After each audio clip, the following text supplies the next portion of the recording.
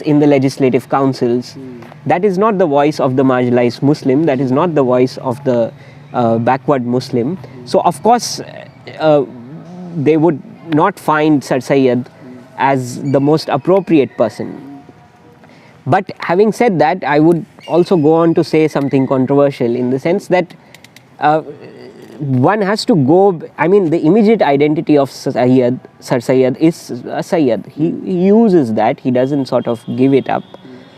But so is that of Gandhi as a Banya and Nehru as a Pandit.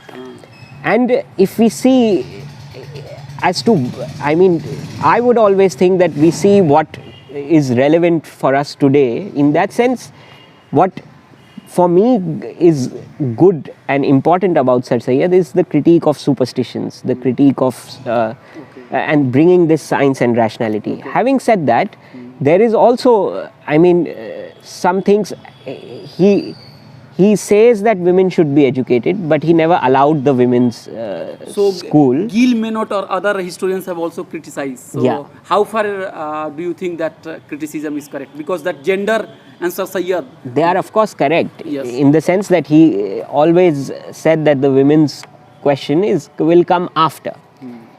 But having said that, it's also true that in other parts of the world, among other thinkers, voting right were not given. Women did not have this right. So it could be a bit unfair. And the point is, we Muslim youth can take from Sir Syed something which is relevant, with the qualification that he's an Ashraf thinker. He does not talk more than whom he represents. He has a lot of problems. Acknowledging that he makes these phrases, which shows that someone like him, as big a stature as him, it actually, their point is substantiated that such a big person is also makes casteist remarks. So caste pervades thinkers like Nehru, Gandhi, or even Sir Syed.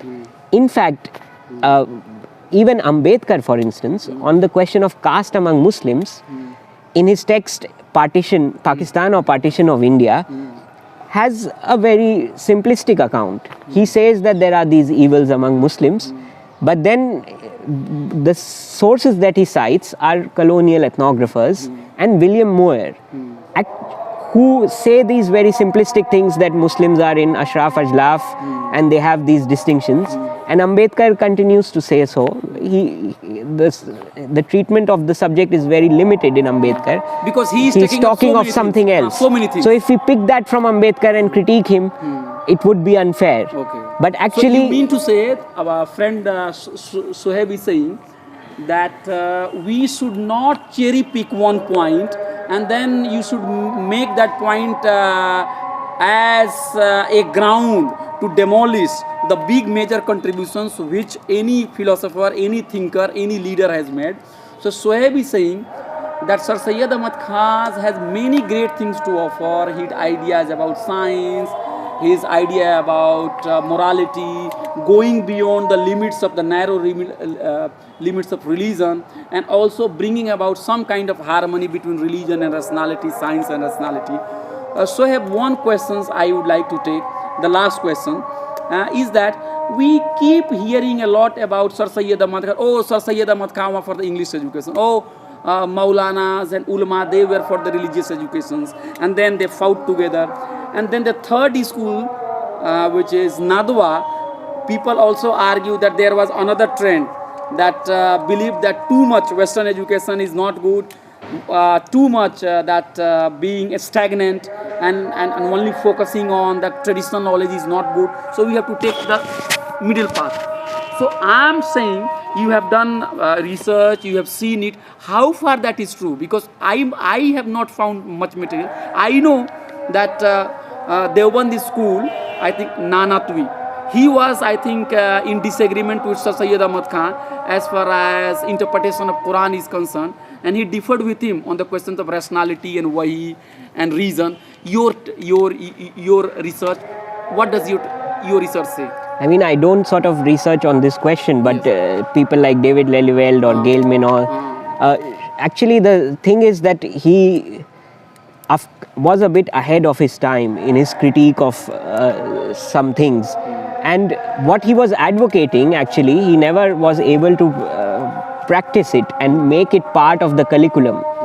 So people who have studied the curriculum in Aligarh actually tell that it wasn't so Western. There were, of course, certain Western teachers. There was T.W. Arnold later, and there was this whole attempt, but it was not that much of the nisab of the other schools was missing.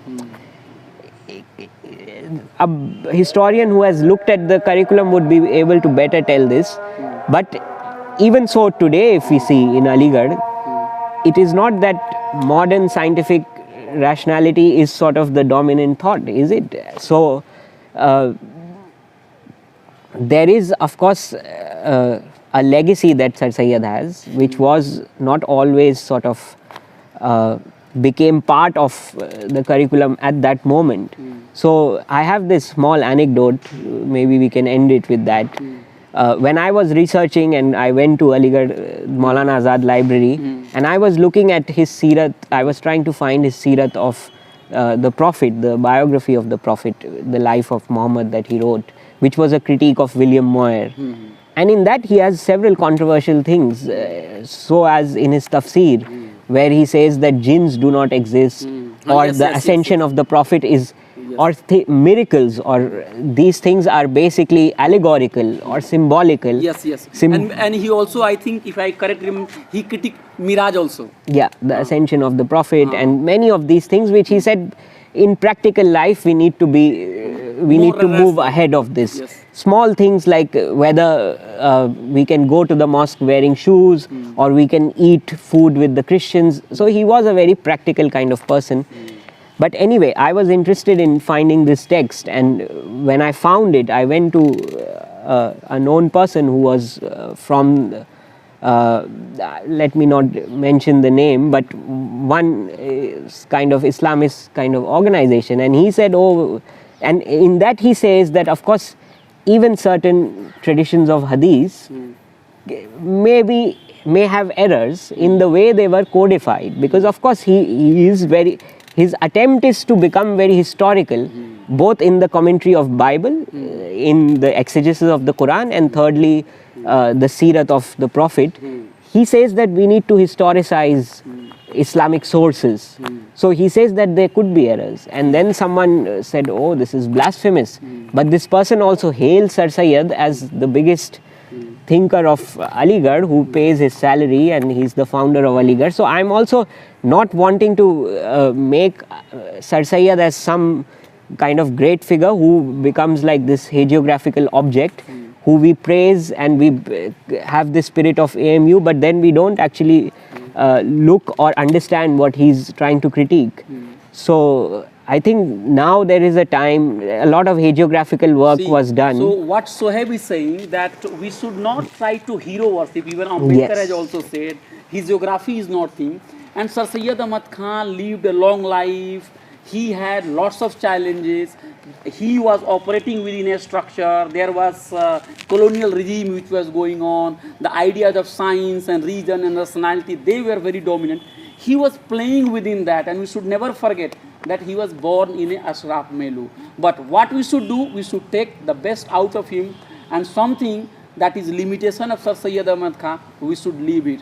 Sohaib, thank you very much for talking. I would say we should read essays from Tehzeebul Akhlaq. They are very simple. And I remember one thing. Very interesting to read. Francis Robinson has said that there is not good, I think, English biography of Sir Syed Ahmad Khan. Hali wrote it, but it was in Urdu. Yes. I read it, I think, when I was doing my MPhil. Maybe that I wish that you should write that one biography of Sir Syed Ahmad Khan. Sohaib is a very bright scholar, young scholar. He has done his work, wonderful work. His paper is getting printed at big research journal. So thank you very much, Sohaib, for talking. Thank you, Abhay. And I wish you a bright future. And I think we will keep learning from his research. Once again, thank you. Thank you, Abhay. Thank you very much.